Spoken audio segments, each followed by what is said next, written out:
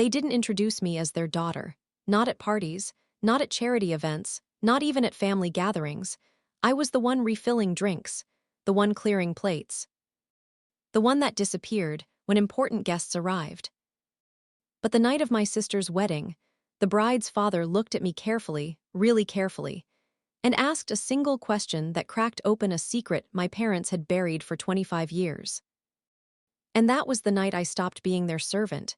If you believe family should protect you, not humiliate you, hit like, comment, and subscribe. My name is Ava Monroe. And this is how my parents tried to erase me until the wrong man noticed my face. Growing up, our house looked perfect from the outside. Large colonial home in a quiet Boston suburb, trimmed hedges. Black luxury SUVs in the driveway. Holiday cards with smiling faces. My father, Daniel Monroe, owned a successful construction company. My mother, Catherine Monroe, ran charity boards and fundraising galas like she was royalty. My older sister, Olivia, was the golden child. And then there was I, the quiet one, the inconvenient one. The one who never quite matched the picture. When I was 16, I overheard something I was never meant to hear. My parents are arguing behind my father's office door. She looks more like him every year, my mother whispered sharply, a long pause. I know, my father replied, then silence, and then the sentence that split my world in half. She's not yours. I stood frozen in the hallway, not his, not Daniel Monroe's biological daughter. The words echoed inside me for weeks. Suddenly, everything made sense. Why did my father never hug me the way he hugged Olivia? Why did he avoid eye contact during father-daughter dances? Why I wasn't in half the family photos? I wasn't a daughter. I was a reminder. After that day, something shifted, subtle at first. My father stopped speaking to me unless necessary. My mother corrected me constantly, posture, tone, clothes, the way I laughed. Olivia began distancing herself too. Just don't upset them, she'd say. You know how they are. I knew exactly how they were. By 18, I wasn't treated like family anymore. I was treated like unpaid help. When guests came over, Olivia sat at the table. I served drinks. When relatives visited, Olivia received compliments. I cleared the dishes. When my mother hosted charity events, I was told to stay upstairs. You're not polished enough, she'd say. Don't embarrass us. Embarrass. As if my existence was something to apologize for. I tried to earn their approval. I got good grades. I helped around the house. I stayed quiet. Nothing changed. Instead, the more Olivia shone, the more I faded. By 25, Olivia was engaged to Ethan Caldwell, son of Thomas Caldwell, a powerful real estate developer with properties across the East Coast. This wedding wasn't just about love. It was about status, and my parents were obsessed with making it flawless. 3 days before the ceremony, my mother handed me a printed schedule. You'll assist C with catering during the reception. I blinked. I thought I'd be sitting with. You're not sitting at the family table, she interrupted calmly. Olivia doesn't want distractions. Distractions, that's what I was. I nodded. I always nodded, because arguing only made it worse. The wedding venue was a historic oceanfront estate. White marble floors, crystal chandeliers, glass walls overlooking sunset waves. It looked like something out of a luxury magazine. I arrived early, not for hairstyling, not for makeup. To arrange chairs, the wedding planner mistook me for hired staff. Can you carry these? I nodded. It was easier than explaining. Guests arrived in designer gowns and tailored suits. Champagne flowed. Laughter filled the air. I wore a simple black dress, elegant enough not to draw attention, plain enough to disappear, exactly how my parents preferred me. The ceremony was beautiful. Olivia looked radiant walking down the aisle. My father stood proudly beside her. I watched from behind a half-open service door. I clapped quietly when they kissed. Not because I felt joy, but because everyone else did. The reception began. Music rose, glasses clinked. I carried trays across the ballroom, and that's when it happened. I nearly collided with someone near the edge of the dance floor. A tall, silver-haired man caught the tray before it tipped. Careful, he said gently. I'm sorry, I murmured. He studied me. not dismissively, carefully. "You're not staff," he said. I forced a small smile. "Just helping." He extended his hand. "Thomas Caldwell, the groom's father, of course." "Ava," I replied quietly. His grip paused. "Ava Monroe," my chest tightened. "Yes." His eyes sharpened. "Why are you serving drinks at your sister's wedding?" Across the room, my mother noticed us speaking. Her face lost color instantly. My father stiffened. I swallowed. "I don't belong at the table." The words slipped out before I could stop them. Thomas's expression changed, not confusion. Not amusement, concern. He looked at my face, really looked at it, then at my father across the ballroom, then back at me. "Have we met before?" he asked. No, but his eyes said he wasn't convinced. He walked straight toward my parents. Calm, measured, dangerous. My heart pounded. My father forced a smile. "Thomas." Thomas didn't smile back. "I just met Ava Monroe," he said evenly. "Yes," my mother replied quickly. "She insisted on helping." "Helping," Thomas repeated. Silence spread like spilled ink. Guests nearby began listening. Thomas looked at my father. Then he said the sentence that made the entire room shift.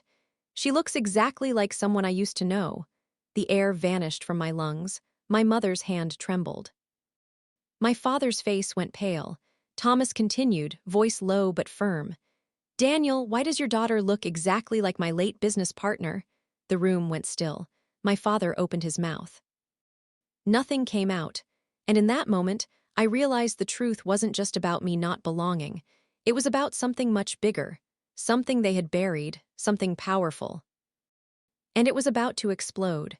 When Thomas Caldwell said, "We need to talk about what happened 26 years ago," the music didn't stop. The guests didn't immediately notice. But the energy in that ballroom shifted.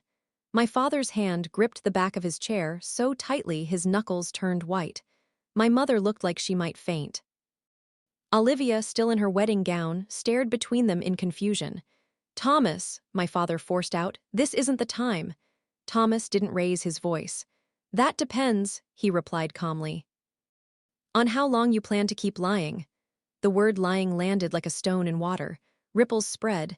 Guests were now openly watching. My chest tightened. 26 years ago, that was my age. This was about me. Thomas turned toward me. "Ava," he said gently, "do you know who Michael Hayes was?" The name meant nothing to me. I shook my head. But my mother made a small, broken sound in her throat. Thomas continued.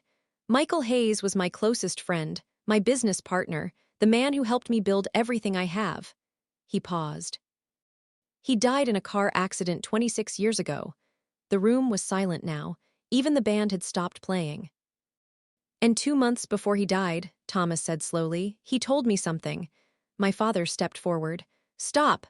But Thomas didn't. "He told me he had fallen in love with a married woman. He said she was pregnant." The world tilted. My vision blurred. I looked at my mother. She couldn't meet my eyes.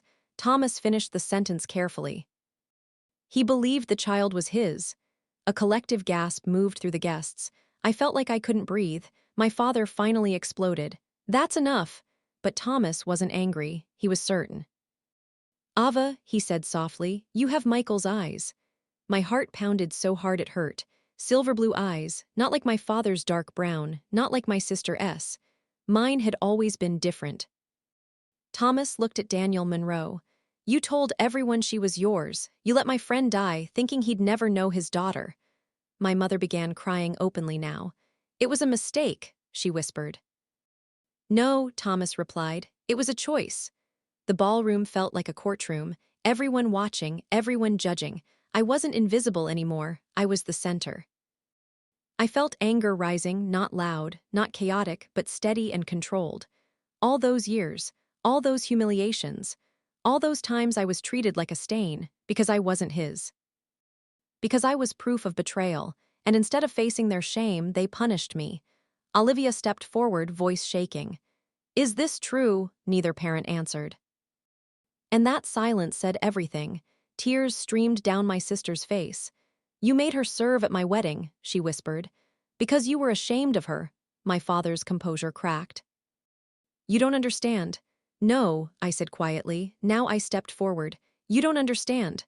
All eyes turned to me. For the first time in my life, I didn't feel small. I grew up in your house, I continued, voice steady. But I was never your daughter, I was your punishment, my mother sobbed. We tried to protect you. By humiliating me, I asked calmly. She had no answer. Thomas looked at me differently now, not with pity, with something closer to respect. I didn't know, he said softly. If I had known, but the truth was he hadn't known. And I had lived 25 years paying for a secret that wasn't mine. The guests began whispering. Phones were subtly raised. Reputation, image, status. Everything my parents valued was cracking in real time. And I didn't have to scream. I didn't have to expose anything. They did it themselves. My father finally looked at me directly. For the first time in years, his voice was rough. I was angry, he admitted. At her, at him, at myself. So you took it out on me, I replied. He didn't deny it. That was the moment I stopped needing his approval, not because he apologized, but because he couldn't defend what he'd done. Thomas turned to the guests calmly. I think the wedding should continue, he said evenly, but honesty matters. He looked at me. Ava, you should be at the family table. The irony almost made me laugh. Family table.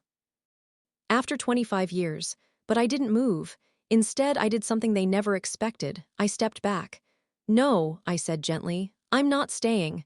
My mother's head snapped up. Ava, I don't belong at your table, I continued. And I don't need to. The power had shifted, not because I humiliated them, but because I didn't need them anymore. I walked toward the exit. Each step is steady, no tray in my hands, no bowed head, just calm. Thomas followed me outside into the cool night air. I owe you, he said quietly. You don't owe me anything. I owe Michael, he corrected. He reached into his jacket and handed me a card. Call me. I looked at it, then at him. Why? Because you deserve to know where you come from.